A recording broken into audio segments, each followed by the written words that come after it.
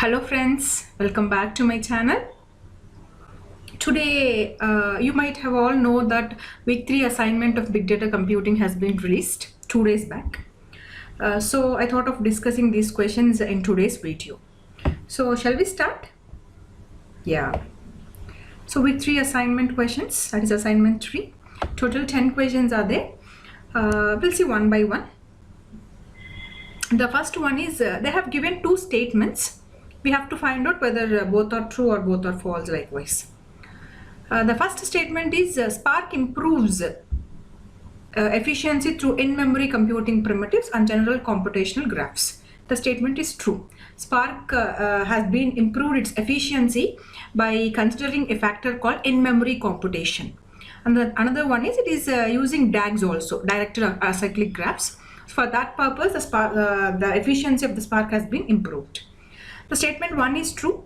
The statement 2, Spark improves usability through high-level APIs in Java, Scala, Python, and also provides an interactive shell. Yes, all the APIs, the API of Spark has been present in different languages like Java, Python, and also it is providing an interactive shell also to work on. So both statements are true. The appropriate answer is C, the third one. Okay. And coming to the second question, it's a true or false question. RDDs are fault tolerant and immutable. It's a direct question. Is RDDs resilient distributed data sets or fault tolerant? And it is immutable. It is read only. RDDs are read only. So the option is true. The third one is in Spark, a dash is a read-only collection of objects partitioned across a set of machines that can be rebuilt if a partition is lost. Read-only collection of objects means RDD. RDD is a immutable objects, immutable collection of objects. So RDD is the resilient distributed data set is the appropriate answer. Coming to the fourth question, they have given some piece of code for us. We have to find out the output of that code. We have to perform a transformation called join transformation. If you observe here, they have given one transformation called join, and they have given two RDDs also, RDD1 and RDD2. We have to perform the join operation on these two RDDs, RDD1 dot join of RDD2. This is the transformation they are performing. Okay, RDD1 dot join of RDD. The join transformation is applied on two different RDDs on the basis of the key. Based on the key, the join operation will be performed. So friends, if you observe here, take the common keys present in RDD1 and RDD2 and try to join them. You'll be getting the output. If you have still any related questions regarding this, I'll be providing a link in the description box. You can go through that and you can know related to the join transformation. The join transformation will be applied on two different RDDs on the basis of the key. So if we observe here, the keys are MM and SS are common in both the RDDs. M, this is a key value, this is a tuple, it will be joined with this one, 55 with 60, 55 with 65. Similarly 56 with 60, 56 with 65. Similarly E, we don't have the same key. E is not present in RDD if you observe, and S is present. So S will be joined with this tuple. Okay, H is not present, so there won't be any join operation performed there. If you observe, the appropriate answer is the second one.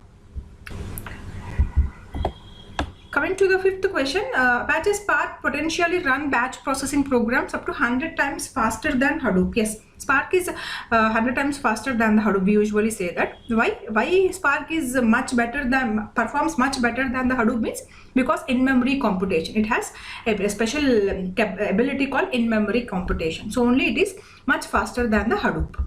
Coming to the sixth question, that is Dash leverages Spark Core fast scheduling capability to perform streaming analytics. In order to perform live stream data analytics, the best component is Spark Streaming, the last one. Coming to the seventh one, Dash is a distributed graph processing frameworks on top of the Spark. It is graphics. It's a very high level question they have asked. It's an easy one only. Then the eighth one is, which of the following are the simplest NoSQL databases? If you observe, all the options, the three options are correct. All are the NoSQL databases. But still, what they're asking? They're asking of the simplest one, which is the simplest NoSQL database. So simplest NoSQL database is key value, the second option. Coming to the ninth question, they have given again two statements regarding scaling up, scaling down. Regarding the scaling up and scaling down, scaling out means grow your cluster capacity by replacing with more powerful machines. No, scale out means adding more number of nodes to the existing machines. That is called scale out. So the statement 1 is wrong.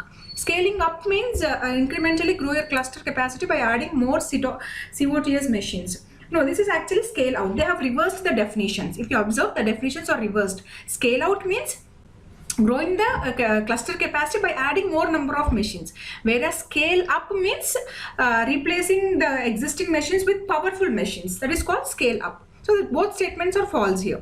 The C statement, the option C is the right one.